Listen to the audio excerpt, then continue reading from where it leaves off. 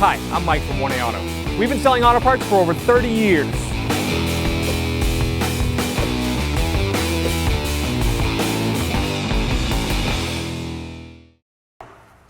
So if you disconnected the battery, or you replaced the battery, or your battery died, your radio may be in theft mode.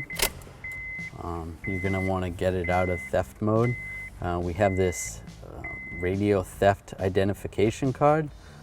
We found this in our owner's manual. If you don't have this card, you may have to contact the dealer to get this number. So we're going to enter in the code. There's this 5-digit code. We'll enter it in. So 53261, and that unlocks the radio. Thanks for watching. Visit us at 1aauto.com for quality auto parts, fast and free shipping, and the best customer service in the industry.